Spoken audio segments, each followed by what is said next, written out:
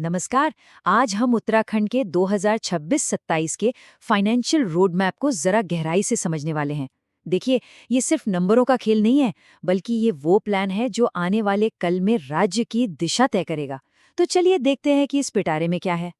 तो चलिए शुरुआत करते हैं सबसे बड़े नंबर से। कुल बजट है 1.11 लाख करोड़ का। लेकिन यहाँ जो बात सबसे दिलचस्प है वो है 2536 करोड़ का रेवेन्यू सरप्लस। अगर इसे आसान भाषा में समझे तो इसका मतलब है कि राज्य की कमाई उसके खर्च से ज्यादा है। ये कुछ कुछ वैसा ही है जैसे सारे बिल चुकाने के बाद भी आपकी जेब में पैसे बच जाएं, जो कि किसी भी राज्य की अच्छी फाइनेंशियल हेल्थ की निशानी है। तो अब सवाल ये उठता है कि इतना सारा पैसा आखिर आता कहाँ से है? चलिए राज्य की आमदनी के स्रोतों की पड़ताल करते हैं। तो उत्तराखंड इस इतने बड़े बजट को फंड कैसे करता है? मतलब पैसा किन किन रास्तों से सरकारी खजाने तक पहुंचता है? आइए इसे थोड़ा और करीब से समझते हैं। ये पाई चार्ट हमें पूरी कहानी बताता है। इसे एक फाइनेंशियल रेसिपी की तरह समझिए, जो ये बताती है कि राज्य के खजाने को भरने में कौन कौन सी चीजें लगती हैं। चलिए इसके सबसे बड़े हिस्सों को एक एक करके समझते हैं। सबसे बड़ा हिस्सा करीब 29% ये आता है राज्य के अपने टैक्स रेवेन्यू से। इसमें स्टेट जीएसटी और स्टैम्प ड्यूटी जैसी चीजें शामिल हैं, जो कमाई का आप कह सकते हैं मेन जरिया है। इसके बाद नंबर आता है पब्लिक डेब्ट का, जिससे करीब 24% आमदनी होती है। असल में ये वो पैसा है जो सरकार जरूरी डेवलपमेंट प्रोजेक्ट्स के लिए उधार लेती है, जैसे नई सड़कें बनाना या स्कूल खोलना। तो ये एक तरह से भविष्य के लिए किया गया इन्वेस्टमेंट है। और तीसरा बड़ा हिस्सा आता है केंद्र सरकार से मिलने वाली मदद और ग्रांट से, जो करीब 20.59% है। तो ये हैं वो तीन मेन रास्ते जहां से पैसा राज्य में आ रहा है। ठीक है, तो अब हमें ये तो पता चल गया कि पैसा आ कहाँ से रहा है। तो चलिए अब पैसे के इस सफ़र का पीछा करते हैं और देखते हैं कि आखिर ये सब जा कहाँ रहा है। आइए बजट के खर्च वाले हिस्से को समझते हैं। तो अब अगला बड़ा सवाल, ये सारा पैसा खर्च कहाँ हो रहा है? राज्य की प्रायोरिटीज क्या हैं? चलिए पता करते हैं। खर्च का ये पाई चार्ट हमें दिखाता है कि राज्य अपने फंड्स को कैसे बांटता है। इसे एक तरह से राज्य का फैमिली बजट ही समझ लीजिए, जहां अलग अलग जरूरतों के लिए पैसा अलग रखा जाता है। अच्छा, यहाँ तीन सबसे बड़ी चीजें हैं जो ध्यान खींचती हैं। करीब 25% तो सैलरी और मजदूरी पर खर्च होता है। दूसरा बड़ा हिस्सा लगभग 27% दूसरे अलग अलग खर्चों में जाता है और करीब 12.5% कंस्ट्रक्शन प्रोजेक्ट्स में इन्वेस्ट किया जाता है।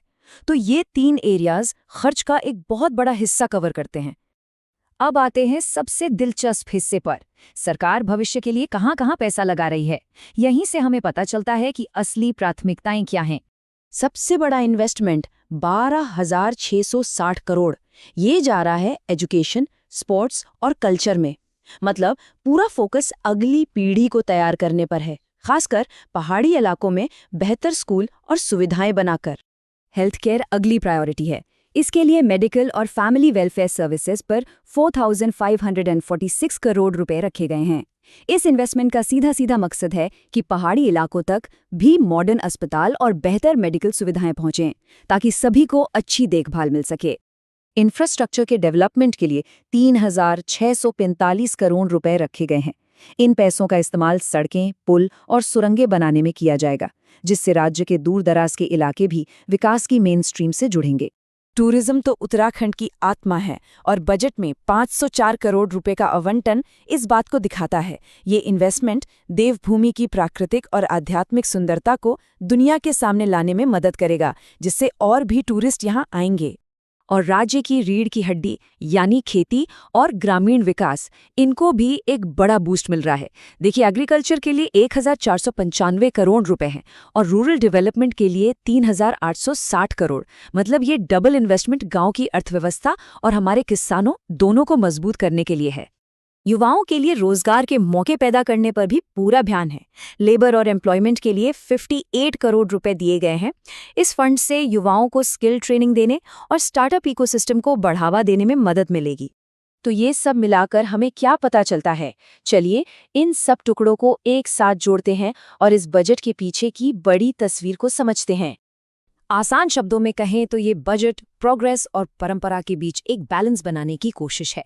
इसका मेन मैसेज है एक ऐसे विकास को हासिल करना जो मॉडर्न तो हो, लेकिन उत्तराखंड की जो कल्चरल विरासत है उससे भी संजो कर रखे। और ये एक लाइन सब कुछ बयां कर देती है। यह 1.11 लाख करोड़ का निवेश देवभूमि के सर्वांगीण विकास का संकल्प है। मतलब ये सिर्फ नंबर नहीं है, ये भविष्य के लिए एक विजन है। और ये हमें एक सवाल के साथ छोड़ जाता है। इन तय प्राथमिकताओं के साथ आने वाले सालों में देवभूमि का भविष्य कैसा दिखेगा, ये देखना यकीनन काफी दिलचस्प होगा।